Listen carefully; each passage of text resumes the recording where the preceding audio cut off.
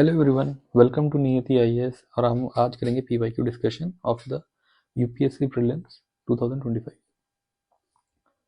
सो इस पेपर हम पूरे पेपर को एक एक करके देखेंगे, पर उससे पहले हम कुछ बेसिक क्वेश्चंस का आंसर करते हैं। जो एक आप पेपर अटेम्प्ट करते हैं तो क्या क्या प्रॉब्लम्स आती हैं। सबसे पहले तो हाउ टू अटेम्प्ट, कि आप अटेम्प्ट कैसे करेंगे पेपर को। ठीक है, तो इसमें क्या है, इसमें दो अप्रोचेज हैं।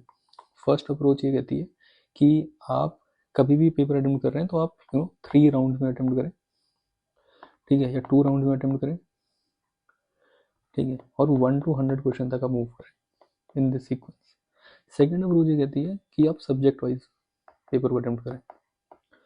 आप अपने प्री प्लान करके जाएं कि आप पहले पॉलिटी करेंगे, फिर लेट से आपने सोचा कि मैं ज्योग्राफी करूंगा या फिर जो भी है, आप सब्जेक्ट के हिसाब से अटेम्प्ट करें। और उसमें क्या होता है, आपको पहले first select questions and then attempt. आप दोनों में से कोई भी अप्रोच कर सकते हैं, बट जो भी अप्रोच आप करें एटलीस्ट उस अप्रोच से मेरा मानना है कि आप 10 FLTs अटेम्प्ट करें, फिर उस अप्रोच को एग्जाम में अप्लाई करें। अदरवाइज आपको टाइम मैनेजमेंट का इशू आ जाएगा। ठीक है, हर अप्रोच के अपने फायदे और नुकसान है। फॉर एग्जाम्पल इस अप्रोच का फायदा ये है कि आपको बार बार कि पहले पॉलिटी फिर एकदम से ज्योग्राफी का क्वेश्चन, इकोनॉमिक्स, तो आप वैसे ट्रैप में नहीं फंसेंगे। रेदर आप एक ही सब्जेक्ट को कंटिन्यू करेंगे। ठीक है, फिर second thing is how many to attempt. ठीक है, इन हाउ मैनी मतलब मुझे ऐसा लगता है कि अगर आप कट ऑफ देखें तो इट्स समवेयर अराउंड 45 क्वेश्चंस को अगर हम कट ऑफ मान लें। ठीक है, तो to get 45 you have to be in the range of 55 question correct and 30 wrong. ठीक है, तो लेट्स से अगर आप 85 अटेम्प्ट करते हो तो this is a good perfect strategy. But again मतलब मेरा सजेशन तो ये रहता है कि आप 85 प्लस अटेम्प्ट करो। ठीक है, और यहाँ पे इसको 25 के आसपास लाने की कोशिश करो। ठीक है, तो दैट विल बी आप आसानी से प्रीलिम्स क्लियर कर जाओगे और आपको वो टेंशन नहीं होगी कि भाई मेंस में लिखूंगा कि नहीं लिखूंगा। So this is my strategy. कई लोग कम भी अटेम्प्ट करते हैं, there are people who 75 only and get only 10 to 15 wrong. But मुझे ऐसा लगता है कि यूपीएससी में ना जितने भी क्वेश्चन है, आंसर किसी को परफेक्टली तो पता नहीं है। सो इवेंचुअली हम एक गेस वर्क कर ही रहे होते हैं। ठीक है, आप मतलब 40 क्वेश्चन तक आप कह सकते हो कि you can find an answer, but उसके बाद ये 40 से 45 क्वेश्चन तक आप कह सकते हो, बट उसके बाद तो you have doing guess work. तो जब आप गेस वर्क कर रहे हो तो ज़्यादा क्वेश्चन अटेम्प्ट करने का हमेशा फ़ायदा ही होगा। ठीक है, तो this was the second thing जो डिस्कस करना चाहते हैं। फिर पर्पज ऑफ द डिस्कशन क्या होगा। इस डिस्कशन में मैं चाहूँगा कि आप एक वाइट शीट लेके बैठे, जिसमें आप ऊपर लिखें यहाँ पे कि PYQ थीम्स। ठीक है, और जब मैं क्वेश्चन डिस्कस करूँगा तो मैं कुछ कुछ थीम्स बताऊँगा, आप उसकी लिस्ट बना लेना एक। ठीक है, लेट्स से कि आपने एक लिस्ट बनाई, ये ऐसे 1 2 3, इसमें आपने टॉपिक्स लिखते चले गए। जब आप अपना रिवीजन करेंगे तो इस शीट को अपने पास रखना। और सबसे पहले रिवीजन में हमने पॉलिटी का स्टार्ट किया, तो instead of going from preamble to Panchayati Raj तक अगर आप ऐसे जाते हैं तो ऐसे नहीं जाना है। इस लिस्ट में जो टॉपिक्स लिखे हैं पॉलिटी के, सबसे पहले आप उन्हीं को रिवाइज करेंगे, उसके बाद आप इस प्रोसेस को फॉलो करेंगे। ठीक है, तो ये शीट आपको बना के रखनी है अपने साथ। Fourth thing is what you should be doing. तो you should be listening to this lectures. ठीक है, उसके बाद आप ये PYQ थीम्स बनाएं। ठीक है, और अपने पास ये 2025 का पेपर भी लेके रखें। अगर आपके पास ऐसे टैब में अवेलेबल है तो टैब में रख लें, तो आप प्रिंट करके रखें। और जैसे जैसे मैं हर क्वेश्चन के आगे जो जो मार्क्स करूँगा, जैसे मैं बताऊँगा कि कुछ क्वेश्चन का लेवल कैसा है। ठीक है, या नॉलेज बेस्ड क्वेश्चन था कि नहीं था। ठीक है, या फिर इस क्वेश्चन के अंदर लेट से कि नॉलेज बेस के अलावा इसमें सिर्फ यूपीएससी की लैंग्वेज से सॉल्व हो सकता था, ये क्वेश्चन अनडूएबल था। तो उन चीज़ों को मार्क करते हुए चलिए। ठीक है, और मैं यही बताऊंगा कि मैंने उस टाइम पे उस एग्जाम में क्या सोचा, मेरा कहाँ गलत हो गया, या फिर मेरा थॉट प्रोसेस कैसे वर्क कर रहा था जब मैं इस क्वेश्चन को अटेम्प्ट कर रहा था। So this is how you will gain from this session. तो हम स्टार्ट करते हैं। तो let's look at the first question. तो जो पहला क्वेश्चन है हमारा, ठीक है, this is related to alternate investment funds. अब इस क्वेश्चन को देखो, इस क्वेश्चन की जो थीम है अपने, तो इट्स लाइक फाइनेंशियल इंस्ट्रूमेंट्स का क्वेश्चन है ये। ठीक है, अगर आपके नोट्स में ये चीज़ें हैं, ठीक है, तो इट्स गुड। अगर नहीं है तो अगर आप इकोनॉमिक सर्वे ऑफ इंडिया पढ़ते तो उसमें भी इसकी बात की गई थी कि AIF फंड्स की। ठीक है, नहीं तो ये न्यूज़पेपर में बहुत ज़्यादा मतलब रहता है अगर आप न्यूज़पेपर पढ़ते हैं तो। अदरवाइज इसको कई लोगों ने वर्ड एसोसिएशन से भी कर लिया था कि अगर कोई इन्वेस्टमेंट फंड है, ठीक है, और उसके आगे हम ऑल्टरनेट लगा रहे हैं तो मतलब वो रेगुलर फंड नहीं है। ठीक है, तो रेगुलर फंड हमारे कौन से होते हैं? Bonds and stocks. ठीक है, तो अगर बॉन्ड्स एंड स्टॉक्स नहीं है तो वो क्या होंगे? हेज फंड होंगे, वेंचर कैपिटल होंगे। तो इसलिए ओनली टू। ठीक है, तो ये क्वेश्चन को करने का ये तरीका था। बट इससे हमारी लर्निंग क्या है कि financial instruments is a topic जो रेगुलरली पूछा जा रहा है। ठीक है, और इस क्वेश्चन का लेवल में कहूँगा it was a moderate question. ये इजी क्वेश्चन नहीं था, ये टफ क्वेश्चन भी नहीं था, but it's a moderate question. ठीक है, चेंज द कलर। ठीक है, तो this was the first question. अब moving to the next question. तो अगले क्वेश्चन है रिजर्व बैंक ऑफ इंडिया पे। ठीक है, अब हमने देखा कि रिजर्व बैंक ऑफ इंडिया पे, आरबीआई पे यूपीएससी 2 से 3 क्वेश्चन तो बनाता ही है। ठीक है, तो इस आरबीआई से रिलेटेड जो भी टॉपिक्स आप पढ़ रहे हैं उसको अच्छे से कवर करके चलें। ठीक है, अब इसमें क्या बनाया? Source of income of RBI. Basically RBI की हम बैलेंस शीट पढ़ते हैं। ठीक है, ये वहीं से क्वेश्चन बनाया है, और इसमें एक ऑप्शन उसने पीवाईक्यू का डाल दिया, ये वाला, ये उसने पहले ही पूछा हुआ है। ठीक है, तो अगेन इनकम में तो वी नो कि अब इस क्वेश्चन को सॉल्व कैसे करना है। आपने ऑप्शंस देखे, आपको पता था कि फिफ्थ तो पक्का सही है, तो इन दोनों को आपने वहीं काट दिया। ऐसे आप पेपर को जल्दी करना सीखेंगे, इन्होंने आप सारे स्टेटमेंट पढ़ते चले जाएंगे और फिर टाइम ज़्यादा लग जाएगा। ठीक है, तो ये हो गया। अब हमें फर्स्ट कुछ स्टेटमेंट पढ़ने की जरूरत नहीं है क्योंकि वो दोनों में है, और हमें अब देखना है कि इन तीनों में से अगर मेरे को पता लग जाए सेकंड सही है या फिर फोर्थ सही है या थर्ड सही है तो उसमें से आंसर आ जाएगा। तो again this was not a 5 statement question, but it was a 4 statement question. ठीक है, तो अगर हम इस क्वेश्चन को देखें तो लेंडिंग टू प्राइवेट कंपनीज, ये आरबीआई का फंक्शन नहीं है। ठीक है, तो ये क्वेश्चन यहाँ से सॉल्व होता है, ये नॉलेज है। ठीक है, तो again I would say it was a easy question, I will not say it was a tough question, it was a easy question. But आपको तरीका आना चाहिए, पहले आपको ये स्टेटमेंट एलिमिनेट करनी है, स्टेटमेंट को चेक करना है, स्टेटमेंट चेक करने के बाद 2 ऑप्शन एलिमिनेट करने हैं, और उसके बाद आपको फर्स्ट स्टेटमेंट पे कोई फोकस करने की जरूरत नहीं है, आपको इन तीनों में से एक स्टेटमेंट है देखनी है, और आपको पता है कि लेंडिंग टू प्राइवेट कंपनी का फंक्शन नहीं है, तो ये क्वेश्चन हो जाना चाहिए था। तो I will mark this question you know as a as a easy question. ठीक है, अब अगले क्वेश्चन पे मूव करते हैं। Now this is a question जो मतलब मुझे ऐसा लगता है कि आप स्किप भी कर सकते थे, और ये नॉलेज बेस से तो नहीं हो सकता था। ठीक है, और अगर कोई क्लेम कर रहा है कि भाई मेरे पास मैंने सारे पढ़े हुए थे एंड ये एक्ट और ये सब तो वो बेकार की बात है। ठीक है, और इस क्वेश्चन का आंसर लाइक ओनली वन दिया हुआ है, बट मुझे ऐसा लगता है कि इस क्वेश्चन में आप मतलब ओनली वन शायद या ओनली टू भी हो सकता है, आई डोंट नो मतलब इसका आंसर क्या है, बट शायद ओनली टू था, मैंने किसी आंसर की में देखा था, किसी में शायद ओनली वन दिया है, बट ये क्वेश्चन अटेम्प्टेबल नहीं है। मतलब you can not attempt this question. अगर आप ऑब्वियसली अगर आप 90 प्लस अटेम्प्ट करते हो तो आप रिस्क ले सकते हो कि 1/3 या 2/3 आप वाला रिस्क ले सकते हो। ऑब्वियसली तीनों के तीनों तो वो नहीं देगा। ठीक है, मतलब ये तो मान के चलो कि अगर वैसा मैच द फॉलोइंग का ग्रेड बनवा रहा है तो तीनों यूपीएससी सही नहीं देगा, वरना इस क्वेश्चन का पर्पज ही रह जाएगा। तो उसने कहीं ना कहीं तो किया होगा, बट अगेन आप वन मतलब या तो नन भी हो सकता है, ऐसा क्वेश्चन आया भी हुआ है पहले, बट इस क्वेश्चन में आई वुड से कि आप अटेम्प्ट नहीं भी करेंगे तो भी चलेगा। ठीक है, तो this was the third question, तो it could be skipped. Fourth question पे आते हैं। Fourth question is about RBI, और आरबीआई में ये है कि RBI mandates all the listed companies, ठीक है, to submit a business sustainability report. तो आरबीआई ने ऐसा कहा था, बट अगेन ये क्वेश्चन मेरा एग्जाम में गलत हो गया था। ठीक है, एग्जाम में I did this question wrong. क्यों? क्योंकि मुझे ऐसा लगा कि बहुत सारी कंपनीज है इंडिया में। ठीक है, लेट्स से इंडिया में 1000 कंपनी है। ठीक है, उसमें से थोड़ी सी कंपनी लिस्टेड है। ठीक है, तो लेट्स से लिस्टेड जो है वो 200 कंपनी है। तो मुझे लगा कि आरबीआई कह सकता है 200 कंपनीज को कि भाई आप रिपोर्ट बनाओ, बट देन मैंने बाद में सोचा कि लेट्स से कोई कंपनी उसने अभी अपने आईपीओ लॉन्च किया है, अब उसको अभी आईपीओ लॉन्च करते ही आप उसको बोलो कि ये रिपोर्ट बना के दो मुझे। ठीक है, BRSR, और क्या पता उसका डोमेन ही ना हो इस एरिया में जिसमें उसको ऐसी रिपोर्ट बनाने की जरूरत पड़े, वो सर्विस सेक्टर कंपनी है। ठीक है, तो सर्विस सेक्टर कंपनी के लिए आप क्या सस्टेनेबिलिटी है वो रिपोर्ट बनाना चाहते हैं। तो अगेन मुझे लगा कि मुझे एग्जाम में ऐसा लगा कि ये स्टेटमेंट सही होगा, और कुछ लोगों ने बोला कि एक्सट्रीम भी है। ठीक है, तो you can go with it, but again मेरे से एग्जाम में स्टेटमेंट गलत हो गया था, बट ये स्टेटमेंट मतलब मैंने स्टेटमेंट को सही मान लिया था, बट ये स्टेटमेंट गलत है। और आप इसको एक्सट्रीम वाले लॉजिक से भी कर सकते हैं, आप इसको इस लॉजिक से भी कर सकते हैं भाई उसके अलावा भी कुछ स्टैंडर्ड्स रखे होंगे, सिर्फ लिस्टेड कंपनी होना इंपॉर्टेंट नहीं होगा, हो सकता है उसका टर्नओवर भी देखा जाए, उसका डोमेन भी देखा जाए, तो उसके बाद आरबीआई ये चीज़ कही होगी आरबीआई ने।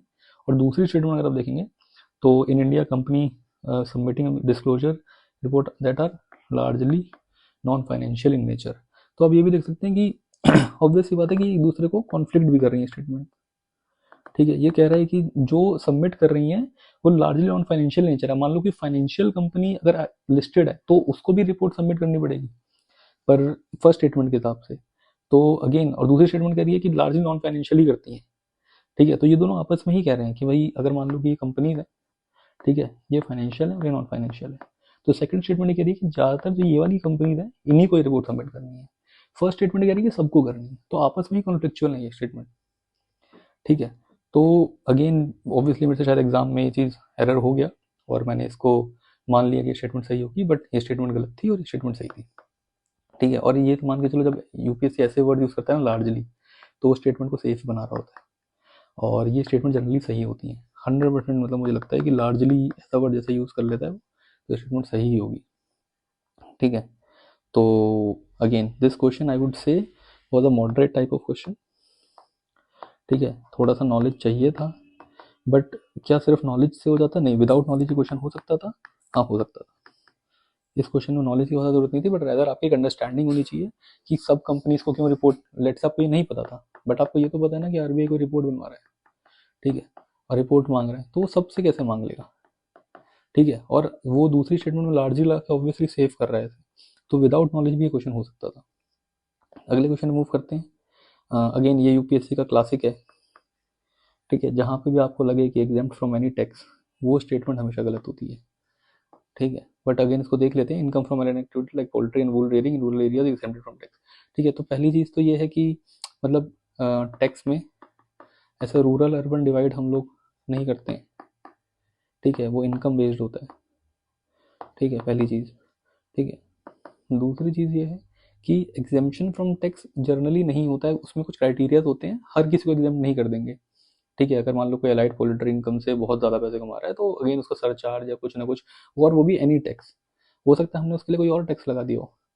ठीक है, तो एनी टैक्स तो नहीं होना था। तो ये स्टेटमेंट बहुत एक्सट्रीम थी और ये स्टेटमेंट गलत थी।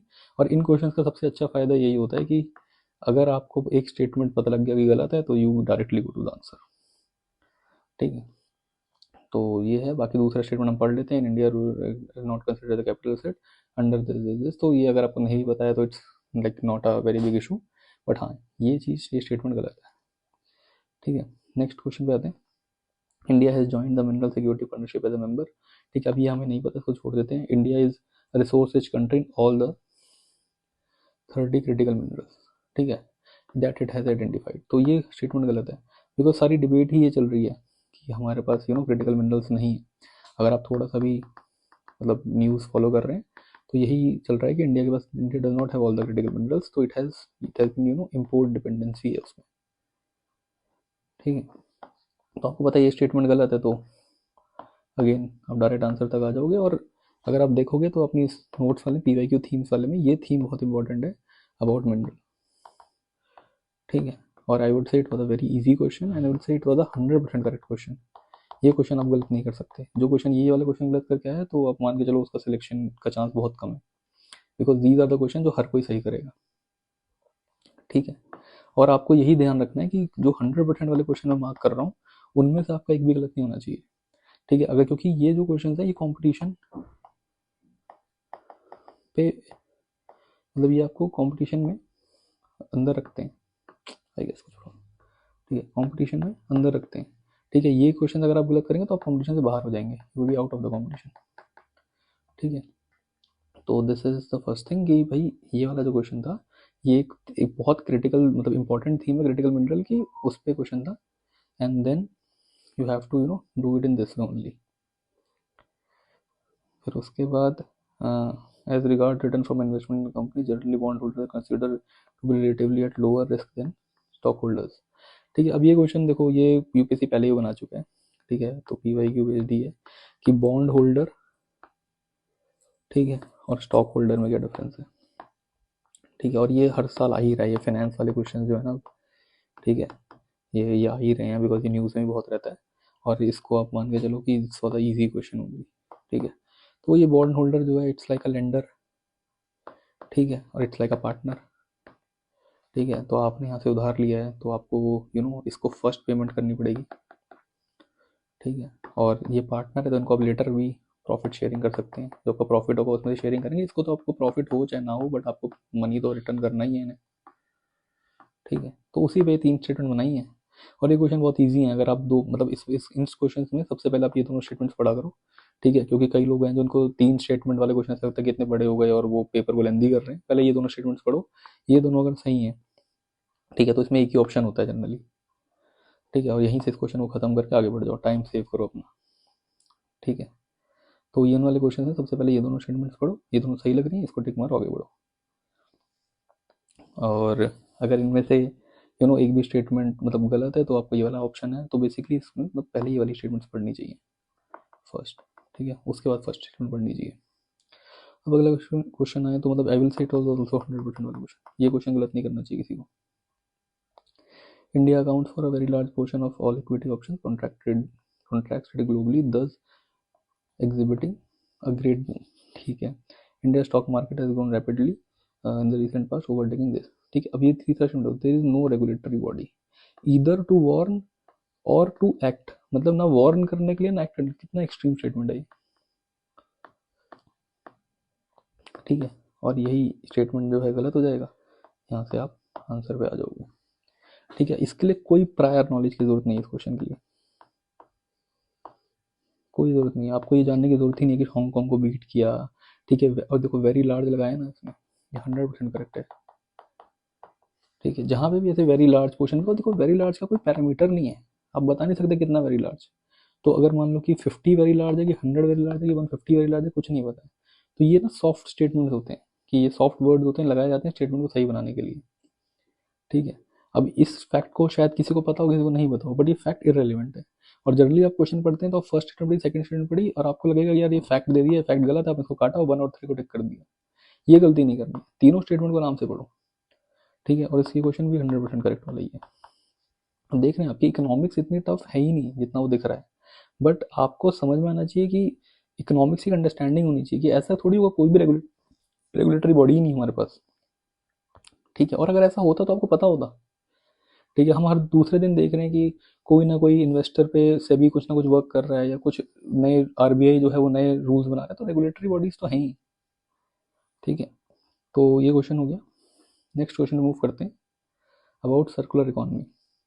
अगेन हमेशा देखो, यूपीएससी जैसे मान लो किसी को सर्कुलर इकोनॉमी का कॉन्सेप्ट नहीं पता, ये मान के चलो कि यूपीएससी अगर 3 स्टेटमेंट्स ऐसे दे रहा है और कुछ बना रहा है तो ये पॉजिटिव कॉन्सेप्ट ही होगा। कभी यूपीएससी नेगेटिव कॉन्सेप्ट पे स्टेटमेंट्स नहीं बनाता है, बहुत सारी नेगेटिव कॉन्सेप्ट को मीनिंग पूछता है, ठीक है। जैसे मान लो ग्रीन वॉशिंग दे देगा और पूछेगा कि भाई इसका मीनिंग बताओ, ये एक नेगेटिव कॉन्सेप्ट है। पॉजिटिव कॉन्सेप्ट में हमेशा वो स्टेटमेंट्स बनाएगा और उसका इम्पैक्ट पूछेगा।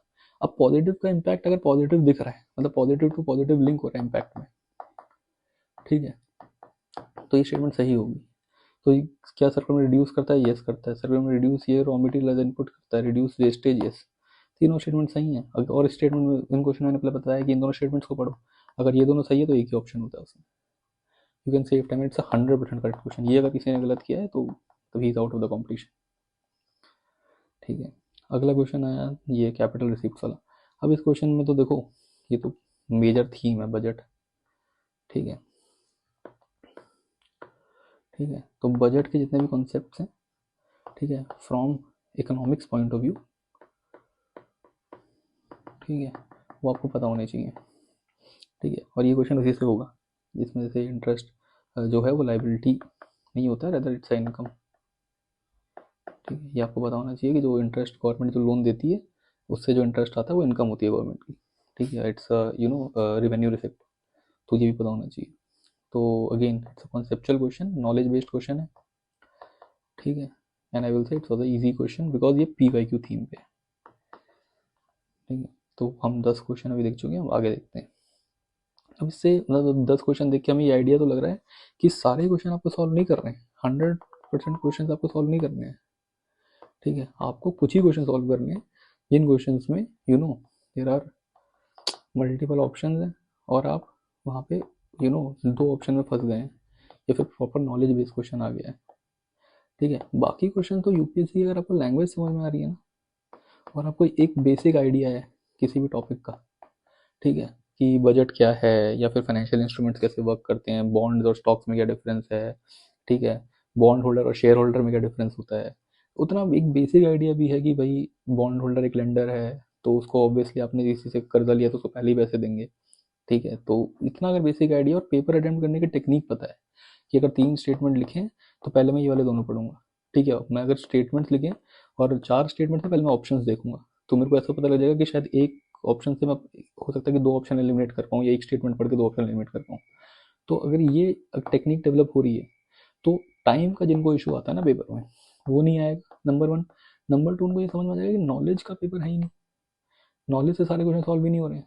जैसे रेगुलेटरी वाला क्वेश्चन है, उसमें नॉलेज की कोई जरूरत ही नहीं थी, उसमें जस्ट कि आपको पता होना चाहिए कि रेगुलेटरी बॉडी है कि नहीं है, और ऐसा कभी होगा ही नहीं, कोई भी रेगुलेटरी बॉडी नहीं है। ठीक है, तो पहले 10 क्वेश्चन का एक मतलब मैंने आपको समरी दे दी, अगले 10 क्वेश्चन देखते हैं। फिर राजा राम मोहन रॉय है, कोई भी फ्रीडम फाइटर है उसकी पॉजिटिव बातें हैं वो सही होंगी, और ये चेक कैसे करेगा कोई, जैसे मान लो कि he possessed great love and respect for the traditional philosophy system of the east. अब मान लो कि इसको हमें चेक करना है तो हम इसको चेक कैसे करेंगे, हम चेक ही नहीं कर सकते, हो सकता है भाई उनका लव हो, अब लव को कैसे चेक करेगा कोई। ठीक है, ही डिजायर, किसी का डिजायर कैसे चेक करेगा कोई। तो ये स्टेटमेंट जनरेट है और बिल्कुल सही है। ठीक है, अगेन इसका बहुत सही है और ये 100% करेक्ट होना चाहिए था आपका। अगर ये किसी ने गलत कर दिया तो मैं समझ लो कि ब्लंडर, या क्वेश्चन छोड़ दिया तो और बड़ी बात है, छोड़ना तो बिल्कुल नहीं है क्वेश्चन। ठीक है, और इसमें हम नॉलेज से भी कुछ नहीं कर सकते।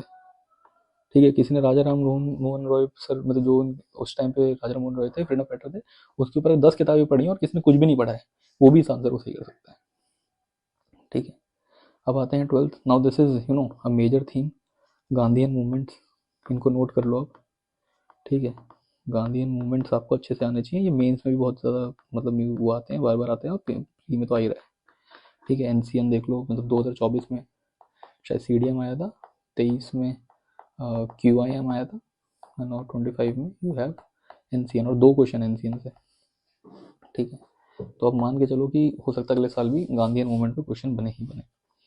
तो now we come to NCN. NCN में देखो बॉयकॉट ऑफ ये हुआ था, boycott was a part of it, non violence तो गांधी मूवमेंट्स का हमेशा से ही रहा है। अब ये है इन दोनों ऑप्शन में, मतलब हो सकता है कि किसी को लगे कि retention of title and honours without using them in public, क्योंकि किसी को लग सकता है कि रिटेंशन हो पर पब्लिक में यूज़ नहीं करेंगे, तो ये हो सकता है एनसीएन में, बट नहीं, एनसीएन में क्या था कि सस्पेंशन था। ठीक है, और ये प्रॉपर स्पेक्ट्रम में स्टेटमेंट है। ठीक है, या फिर किसी ने एनसीईआरटी पढ़ी तो एनसीईआरटी में भी स्टेटमेंट होगी, या आप कोई क्लास नोट्स कर रहे हैं तो वहाँ पे भी आपके सर ने पढ़ाया ही होगा, मतलब this is very common fact. और ये वाला स्टेटमेंट कभी नहीं काटोगे, आपकी पंचायत इस्टेब्लिशमेंट में ये सब सही रहता है। ठीक है, जब भी आप देखोगे पंचायत है, ठीक है, उसकी कोई पॉजिटिव स्टेटमेंट है या वुमेन से रिलेटेड कोई पॉजिटिव स्टेटमेंट है तो यूपीएससी उसको गलत नहीं कराता है। और ये आपको तभी आएगा जब बार बार आप पीवाईक्यू करोगे, ऐसे जैसे मैं बता रहा हूँ ऐसे ही आपको पूरा पेपर लेके बैठ के करना है बार बार उसे। ठीक है, तो it was like only 3। Now coming to the ये अगेन पीवाईक्यू। ठीक है, और ये 100% आपका सही होना चाहिए था, ये क्वेश्चन आप गलत नहीं कर सकते हो। ठीक है, again this was 100% question, it was not 100%, मैं कहूँगा इसको मॉडरेटली टफ कहूँगा, या ऑब्वियसली आई कैन से कि कोई इजी भी कहेगा सर इजी है क्योंकि बार बार पीवाईक्यू की थीम है, बट आई विल नॉट से इट्स 100%। हो सकता है किसी ने ओनली 2 भी कर दिया हो क्योंकि उनको लगा हो कि ये वाली स्टेटमेंट भी गलत है, या फिर किसी ने ऑल 4 कर दिया हो, उनको लगा ये स्टेटमेंट सही है। सो लेट्स मूव फॉरवर्ड कि ये वाला अराघट्टा वाला क्वेश्चन तो पहले भी आ चुका है and you should know this. Ancient medieval और उसका आर्ट एंड कल्चर का सबसे बड़ा सोर्स जो है ना वो पीवाईक्यू ही है। अगर आपका पीवाईक्यू बिल्कुल क्लियर है, आपको वहाँ से कोई गलती नहीं कर रहे हो, तो आप मान के चलो कि आपने उन थीम से वर्क किया होगा, तो आपका PY ancient medieval art and culture का जो क्वेश्चन सब सही कर रहे हैं वो तो सही होगा ही होगा, उसके प्लस हो सकता है कि आप 1-2 और सही कर दो। ठीक है, तो ये अराघट्टा ऑब्वियसली पीवाईक्यू से रिपीट हुआ, आपको आना चाहिए था। Now come to this. ठीक है, ये जो टर्म है ना, विचित्र चित्ता, ये बहुत फेमस टर्म है और महेंद्र वर्मन। ठीक है, और ये मान के चलो कि साउथ इंडियन वाले जो एम्पायर थे, ठीक है, साउथ इंडियन एम्पायर्स जो हैं, ठीक है, वहाँ से आप क्वेश्चन मान के चलो कि आ ही रहा है, हर साल आ रहा है, कभी विजयनगर आ रहा है, कभी पल्लव आ रहा है, कभी चालुक्य आ रहा है। ठीक है, चोल का भी इस पर नीचे भी क्वेश्चन आएगा, वो भी आया है। ठीक है, तो again I will tell you कि एंशियंट मिडिवल में आप जो साउथ इंडियन एम्पायर है उनको अच्छे से करो, ये अपनी पीवाईक्यू थीम्स में नोट कर लेना। और उनके नेम्स और ज़्यादा नहीं पूछते हैं, वो बस ये पूछेंगे कि इस किंग ने ये चीज़ करी कि नहीं करी, ये चीज़ करी कि नहीं करी, वो उसके अंदर डेप्थ में नहीं जाएंगे, उसके इकोनॉमिक हिसाब से नहीं पूछ लेंगे वो। बस यही पूछेंगे इसका नाम था, इसके पास ये पेंटर था, या फिर इसमें कौन सी लैंग्वेज, कोड की लैंग्वेज क्या थी। बहुत ल्यूसेंट टाइप ऑफ नॉलेज पूछेंगे आपसे, ठीक है। इसमें बहुत डेप्थ में नहीं जाता है यूपीएससी। यूपीएससी डेप्थ में तब जाएगा जब वो टेम्पल्स की बात करने लगेगा, ठीक है, कि भाई इस स्टाइल ऑफ आर्किटेक्चर में ये चीज़ है कि नहीं है, फिर रिलीजन की बात करने लगेगा, तब वो आपको स्टेटमेंट्स देगा। और वो भी हम देखेंगे स्टेटमेंट्स आराम से डिकोड हो जाती हैं, ऐसा कोई बहुत बड़ा ऐसा नहीं है कि आपको बहुत नॉलेज होनी चाहिए उसके लिए, ठीक है। और मेरा इस मतलब पूरी इस पर्पस यही है कि आप लोग देख रहे हैं जो प्रीलिम्स एक बार निकाल लेते हैं वो बार बार निकालते हैं, ठीक है। जो इंटरव्यू दे के जस्ट आते हैं वो 2 हफ्ते बाद प्रीलिम्स देते हैं और उनका निकल जाता है। और कई लोग 6 महीने से तैयारी कर रहे हैं, उनका नहीं निकलता, बिकॉज अगेन ये नॉलेज एक लेवल तक आपको हेल्प करेगी।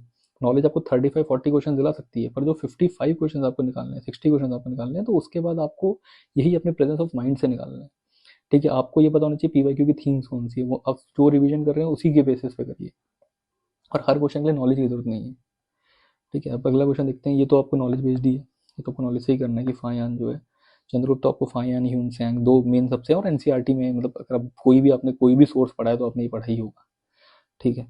तो again I will say it was a 100% correct question, इसको आप नहीं गलत कर सकते हैं। Let's move to this again.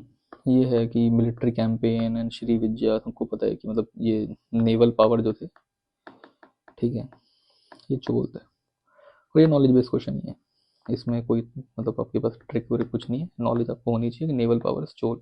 और ये बहुत न्यूज़ में भी है, बिकॉज अभी चोल्स जब हम पार्लियामेंट में था तो हमने चोल का ही वो जो उसको बोलते हैं सिंग्योर, या मैं उसको शायद सही से प्रोनाउंस नहीं कर पा रहा हूँ, बट वो अभी हमने पार्लियामेंट में रखा था अपने नए वाले में, ठीक है। तो वो चोल से रिलेटेड था, फिर चोल की हिस्ट्री के बारे में भी ऑब्वियसली अब गवर्नमेंट बहुत फोकस कर रही है कि we were naval power and all, तो दिस राजेंद्र चोल वन।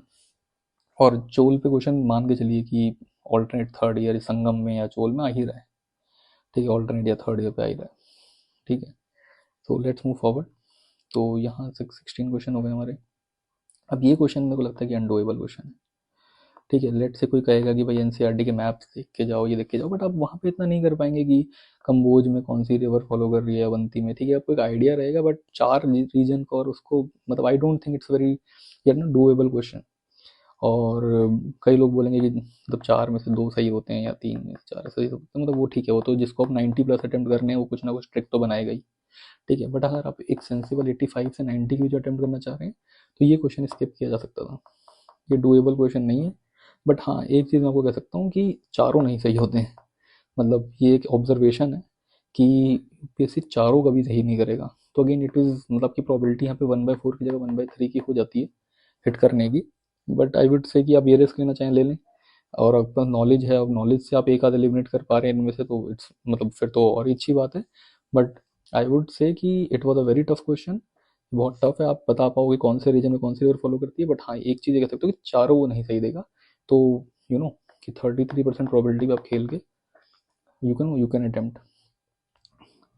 उसके बाद ये वाला क्वेश्चन है, ठीक है। अब इसमें गंधर्व महाविद्यालय ये सब है, और 1901 का पूछ रहा है, तो ऑब्वियसली नॉलेज से तो क्वेश्चन हो ही नहीं सकता है, ये किसी बुक में कहीं नहीं लिखा हुआ, कोई करंट अफेयर भी नहीं था ऐसा, ठीक है। ये बस यूपीएससी हर साल कुछ ना कुछ ने करना है, और वो एक क्वेश्चन ऐसा बनाई गई, ठीक है। बट इसमें भी कुछ लोगों ने वर्ड डिकोड किया था कि गंधर्व से उन्होंने गांधार निकाल लिया था, गांधार से वो मतलब देवर लाइक पाकिस्तान अफगानिस्तान वाला इलाका, और वहाँ से देवर डूइंग इट लाहौर। बट मेरा ऐसा मानना है कि इट्स मतलब अननेसेसरी है ये, ऐसे आप क्वेश्चन सही कम करेंगे, ज़्यादा गलत कर देंगे, ठीक है। तो यू कैन इधर स्किप इट, और यू कैन थिंक कि भाई लाहौर देगा ही क्यों, मतलब दिल्ली ग्वालियर उज्जैन और फिर इधर लाहौर, ठीक है। यहाँ पे वो कुछ और डाल देता, वहाँ पे कैलकाटा डाल देता, कुछ डाल देता, but Lahore is out of box type है। But again I would say कि नॉलेज बेस्ड क्वेश्चन नहीं है, आप चाहो तो छोड़ सकते हो, आप चाहो तो अटेम्प्ट कर सकते हो, कि जो ज़्यादा अटेम्प्ट करते हैं वो शायद खेल के आएंगे इसमें कि भाई ठीक है मार देते हैं, क्या ही है कि हम 95 अटेम्प्ट करने हैं, again it's a game of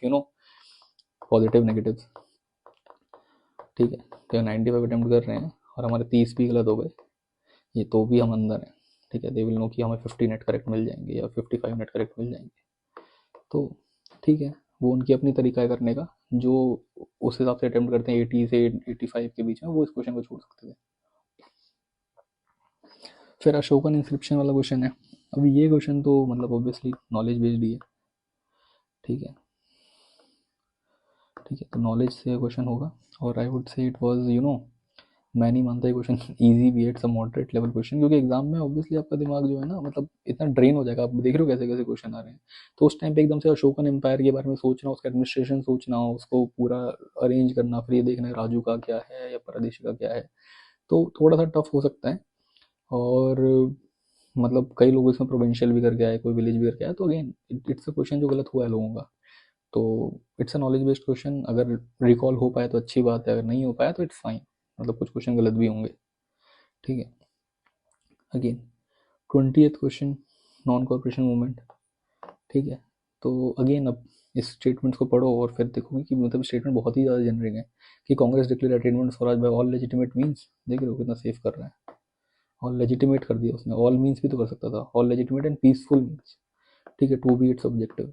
तो इतना सेफ अगर वो क्वेश्चन स्टेटमेंट को बना रहा है तो स्टेटमेंट सही ही होगी, ठीक है। It was to be implemented in the stages with civil disobedience and not payment of tax for the next stage only if swaraj but not come with in a year, ये बुक की statement है, ठीक है। इस statement को पढ़ के आपको समझ में आ रहा है कि this is not a statement written by someone, rather it's a copy pasted book statement resorted to reparation, ठीक है। ऐसे वर्ड्स जब वो यूज़ करता है तो ये मतलब बिल्कुल बुकिश लैंग्वेज यूज़ कर रहा है, ठीक है। और उसके अलावा ये है कि ये हमें फैक्ट पता भी होता है एनसीएन का, ठीक है। और एनसीएन देखो 2 क्वेश्चन बना दिए इसमें एग्जामिनर ने, बट अगेन ये जो स्टेटमेंट है हमें पता होता है और ये बुक लैंग्वेज है, तो again can go with both 1 and 2। So this was it. इसके अलावा तो भी हमने देखे 20 क्वेश्चन के आसपास, and it was 100% correct question, इसको गलत नहीं करना है, ठीक है। बहुत सिंपल लैंग्वेज है इसमें ये। तो अगर हम 20 क्वेश्चन की समरी समझें, तो अगर आप हम अभी एंशियंट मिडिवल वाले पार्ट को देखें, तो एंशियंट मिडिवल पार्ट में आप देख रहे हो कि हर जगह नॉलेज की जरूरत नहीं है, ऑब्वियसली कुछ जगह नॉलेज चाहिए, पर जैसे ये क्वेश्चन था राजा राममोहन राय, इसमें कोई नॉलेज की जरूरत नहीं थी। और अगर टेक पीवाईक्यू बेस्ड क्वेश्चन है, ठीक है, फाइन वाला हम सबको जो बेसिक एंशियंट मिडिवल पढ़ के आता है उसको भी पता है कि कहाँ है, ठीक है। अब इस क्वेश्चन में हो सकता है कि कुछ लोगों को लगे 3 4, बट ठीक है, एनसीएन गांधीयन मूवमेंट सबको पढ़ के ही आना है। उसके बाद अगेन ये तो अब डुएबल ही नहीं है, मैं तो मानता हूँ क्वेश्चन की, ठीक है, but somebody wants to play, तो मैं बताता हूँ चारों कभी नहीं होते हैं, वो इन 3 में से कोई एक होगा तो यू कैन प्ले, ठीक है। अब ये क्वेश्चन भी डुएबल नहीं है, तो अगेन आपके जो सोर्सेज हैं आप उनको अच्छे से रिवाइज करोगे, एक कोई भी सोर्स, इवन जिसने ल्यूसेंट पढ़ी होगी वो भी क्वेश्चन कर गया होगा, ठीक है। तो एंशियंट मिडिवल में बेसिकली सिंपल से यही है कि आप पीवाईक्यू करो अच्छे से, उसके बाद उस पीवाईक्यू के बेसिस पे आप कोई जैसे इवन ल्यूसेंट पढ़ रहा है या कोई क्लास नोट्स पढ़ रहा है उतना करके आ जाओ, ठीक है। इसके मल्टीपल रिविजन लगाओ और एग्जाम में you will be able to crack it, ठीक है। आगे चलते हैं। अब ये क्वेश्चन जो है देखो मैपिंग के क्वेश्चन हैं, ठीक है। और नेटो जो है ना बहुत ज़्यादा न्यूज़ में था, उसमें रिसेंटली स्वीडन ने ज्वाइन किया था, ठीक है। तो स्वीडन के ज्वाइन करने के बाद ये तो पता लग गया था कि भाई मतलब क्वेश्चन बन सकता है, तो सब नेटो की मतलब कंट्रीज याद करके गए थे, और मतलब ये बहुत पॉपुलर फैक्ट है कि ऑस्ट्रिया उसका मेंबर नहीं है, ठीक है। तो अगेन इट कुड बी इधर 5 भी हो सकता है, 4 भी हो सकता है, पर 6 ऑब्वियसली नहीं है क्योंकि ऑस्ट्रिया नहीं है, और ये मान के चलो 6 के 6 अगर वो दे रहा है तो 6 सही नहीं होते कभी भी, ठीक है। तो it could B only 4, only 3 and only 5। तो अब मतलब कई लोग ऐसा कहते हैं कि भाई हमेशा 4 में से 6 सही होते हैं, या फिर 3 में से 3 वाले 6, बट मेरा ऐसा कहना होगा कि भाई इन सब चीज़ों से अभी एट दिस स्टेज आप दूर रहो, ठीक है। आप खुद नेटो के मेंबर्स आपको पता होने चाहिए, और मतलब ऑस्ट्रिया और सर्बिया नहीं है, बाकी सारे हैं। उसके अलावा मतलब ये चीज़ें काम करती हैं कि 4/6 या 3/6, बट अगेन मतलब वो रिस्क आपको लेना पड़ेगा कि 4 सही होते हैं कि 6 सही होते हैं, 3 सही होते हैं, और वो आपको प्रैक्टिस कर करके ही आएगा कि भाई आई एम अटेम्प्टिंग 90+। तो अगर मान लो 6 ऐसे वाले 4 क्वेश्चन अगर यूपीएससी दे रहा है तो आई विल मार्क 4/6, ठीक है। हो सकता है मेरे 3 सही हो, एक गलत भी हो जाए, या 2 सही हैं 2 गलत हो गए तो भी मैं पॉजिटिव में ही हूँ। अगर मैं 6 के मतलब 4 के 4 छोड़ आऊँगा तो मुझे कुछ नहीं मिलेगा। तो वो आपको प्रैक्टिस कर करके ही आएगा कि आप ज़्यादा अटैम्प्ट में ज़्यादा सही हैं या आप ज़्यादा एक्यूरेसी सही रखते हैं, ठीक है। और नॉलेज इसकी होनी चाहिए थी आपको, मतलब जैसे समथिंग जो बहुत टेस्ट सीरीज में भी आ रहा था, और यू शुड नो इट, ठीक है। अब ये एंडीज माउंटेन वाला है, ठीक है, ये बेसिक मैपिंग का पार्ट है, ठीक है। तो अगर आप पूरी मैपिंग ढंग से करेंगे तो आपको माउंटेन रेंजेस और उनकी कंट्रीज़ का अंदाज़ा होना चाहिए, और अगर जिसको साउथ अमेरिका के उसका अंदाज़ा है कंट्रीज़ का, तो मतलब पैराग्वे तो दूर है, ठीक है, और ब्राज़ील से वो पास नहीं करता, it's a very famous fact, ठीक है, कि ब्राज़ील इतनी बड़ी कंट्री है बट उससे एंडीज पास नहीं करता है, और ये मतलब एक बहुत ऐसा सुनने में अजीब लगता है, बिकॉज इतना मतलब ब्राज़ील ऐसा लगता है कि सबसे बड़ा कंट्री हो ही दिखता है उसमें, बट हाँ, Andes is not a part of Brazil. तो अगेन 4/6 यहाँ पे भी सेट हो रहा है, but again take you can take your own risk. If you are attempting high तो 4/6 मारते चले जाओ, नहीं तो you can knowledge based question solve करो। बट हाँ, ये मान के चलो कि ये ओनली 2 भी नहीं होता, मतलब ऐसा यूपीएससी बहुत रेयरली करेगा कि 6 वो दे दे और 2 ही सही है 4 गलत है, ऐसा भी नहीं करेगा।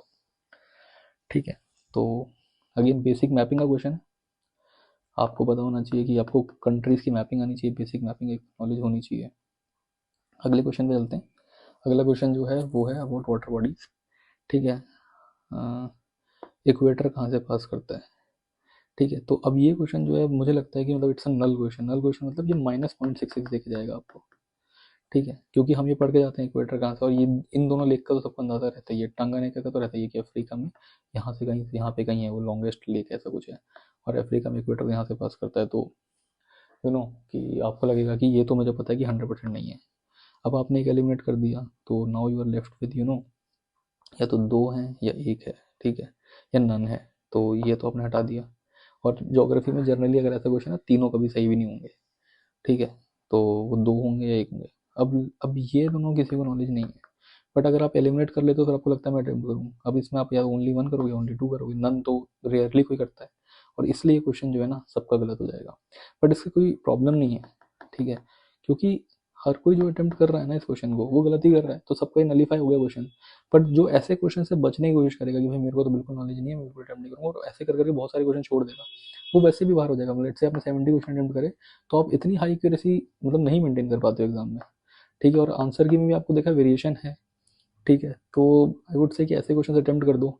ठीक है, ओनली 1 कर दो या ओनली 2 कर दो, अगर 2-3 ऐसे दिख रहे हैं आपको, और आपके देखो 3 अगर ऐसे हैं तो मुझे लगता है 2 सही होंगे, 1 गलत होगा। और अगर ऐसा क्वेश्चन गलत हो रहा है तो कोई बुरी मतलब गलत बात नहीं है, मतलब दिस इज फाइन। ठीक है, तो चलते हैं अगले क्वेश्चन पे। 24 टर्मरिक, ये तो बहुत न्यूज़ में था। ठीक है, तो अगेन इसमें ना ये जो स्टेटमेंट होती है ना ऐसा मोर देन, ठीक है, तो ये वाली स्टेटमेंट यूपीएससी 100% सही रखता है। ठीक है, बिकॉज ये मोर देन का कुछ भी हो सकता है, 30 मतलब क्या 32 भी हो सकता है, 35 भी हो सकता है, 37 भी हो सकता है, और नई वेराइटी मिल गई तो अगर मान लो 29 थी और नई वेराइटी आ गई अब 30 हो गई। ठीक है, या फिर मान लो 30 थी अब 35 वेराइटीज हो गई तब।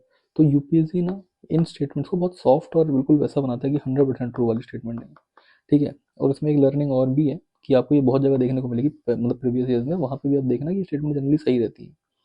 इसमें बस एक यही स्टेटमेंट है जो सही या गलत का हमें नहीं पता, कि वो लार्जेस्ट प्रोड्यूसर भी और एक्सपोर्टर भी हो सकता है कि लार्जेस्ट प्रोड्यूसर और लार्जेस्ट एक्सपोर्टर ना हो। अगर आपको नॉलेज है तो बात अलग है, इकोनॉमिक सर्वे ऑफ इंडिया में ये स्टेटमेंट लिखी हुई थी। ठीक है, इवन गवर्नमेंट ने भी जब टर्मरिक रिलेटेड बोर्ड बनाया था तब भी स्टेटमेंट आई थी। ठीक है, बट आई वुड से कि लेट से कि हमारे पास नॉलेज नहीं है तो इस पर हमें डाउट है। ठीक है, ये स्टेटमेंट 100% सही है। और ये वाली स्टेटमेंट देखो, अगर यूपीएससी कभी भी ए कॉमा बी कॉमा डी, ठीक है, और उसके आगे कुछ लिख रहा है, तो ये स्टेटमेंट 100% सही होती है। ठीक है, क्योंकि अब इस स्टेटमेंट को गलत होने के लिए इनमें से किसी एक का गलत होना जरूरी है, और ये ऐसा यूपीएससी कभी नहीं करेगा कि आप इन चारों में से ढूंढ के बताओ कि भाई कौन सा सही कौन सा गलत है। ठीक है, या तो ये चारों ही गलत होंगे या चारों ही सही होंगे, और अब तक यूपीएससी के जो मैंने प्रीवियस एनालिसिस किया है कि ये स्टेटमेंट हमेशा सही होती है। अगर वो A comma B comma C are species of this this this, ये सही होगा। ठीक है, यूपीएससी ने अब तक जो आप प्रीवियस ईयर देखोगे तो आपको समझ में आएगा, अभी हम और भी करेंगे तब भी समझ में आएगा। ठीक है, तो ये दोनों स्टेटमेंट सही है अपनी, तो हम यहाँ आते हैं।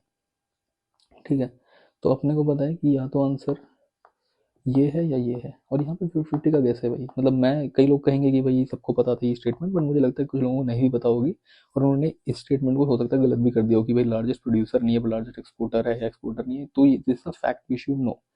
तो it is partial knowledge and partial statement type question है, and I would say it was a moderate question.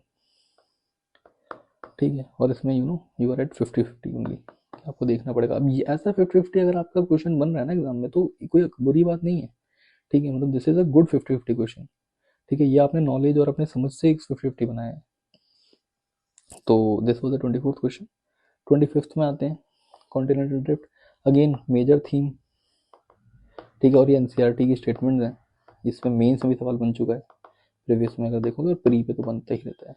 तो ये कॉन्टिनेंटल ड्रिफ्ट थ्योरी को आप अच्छे से बढ़ के जाएंगे, इसको लिख लेना उसमें जो पीवाईक्यू वाली शीट है, और ये तीनों स्टेटमेंट सही हैं। ठीक है, दिस वॉज करेक्ट। ठीक है, उसके बाद ये वाला जो है इसमें अगेन ये क्वेश्चन मतलब ये चीज़ें बार बार आती रहती हैं कि वो एरियाज़ के हिसाब से पूछते हैं कि सब ट्रॉपिकल में क्या है, मॉइस्चर कैसा है। ठीक है, ट्रॉपिकल में मॉइस्चर कैसा होता है। ठीक है, पोलर रीजन में मॉइस्चर कैसा है। ठीक है, या यहाँ पे आइसोथर्म कैसे मूव करते हैं वो भी देखना भी आगे आएगा वो क्वेश्चन। तो ये NCERT obviously NCERT based question है। ठीक है, और डायरेक्ट स्टेटमेंट्स एनसीईआरटी की जहाँ से क्वेश्चन बना है।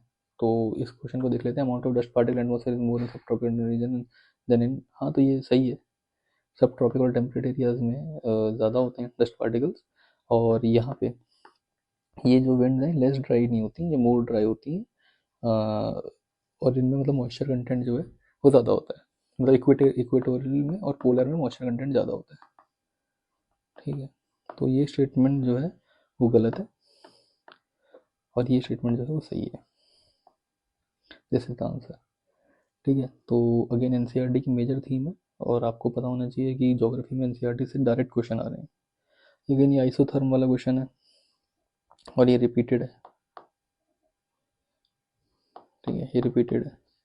तो again both statement are correct and statement two correctly explain statement one, ये आपको अगर पढ़ोगे तो आपको मिल जाएगा ये।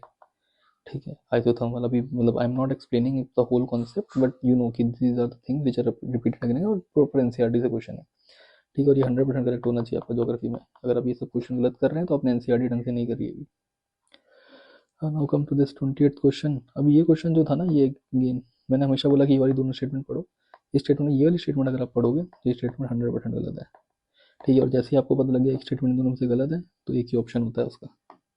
तो ये क्वेश्चन आपको कोई नॉलेज की जरूरत नहीं थी इसमें, बस आपको ये स्टेटमेंट पढ़नी थी, उस क्वेश्चन को खत्म करना था। अब इससे अगले क्वेश्चन पे आते हैं। Without the atmosphere temperature would be well below the freezing point everywhere on the earth surface. ठीक है, heat absorb and trapped by the atmosphere maintain, ये तो बिल्कुल जेनरिक स्टेटमेंट है, 100% सही है। Atmosphere gases like carbon dioxide, हाँ देखो इसने ऐसा गैसेज लाइक, ठीक है, पर्टिकुलरली गुड एट अब्जॉर्बिंग। ठीक है, ये भी ठीक है बिकॉज ये तो पीवाईक्यू में आता ही रहता है स्टेटमेंट बार बार कि CO2 एक ग्रीन हाउस गैस है और ये सब। ठीक है, और ये हीट वाला तो हमें पता ही है आता है। तो इसमें ध्यान रखना कि एक थीम है इंपॉर्टेंट अब related to this heat budget. ठीक है, तो हीट बजट रिलेटेड क्वेश्चन आते रहते हैं। ग्रीन हाउस गैस कैसे वर्क करता है, इफेक्ट वो पर पूछता रहता है वो। सनलाइट का पूछता है कि इंफ्रारेड और यूवी कैसे फंक्शन करती है, इंफ्रारेड क्या करती है, यूवी क्या करती है। ठीक है, और कितना परसेंट जो सनलाइट है जो वो आता है नीचे एब्जॉर्ब होता है एटमॉस्फेयर। तो ये सब बार बार यूपीएससी बार बार पूछता है, तो इस पर नोट्स बना के रखिए।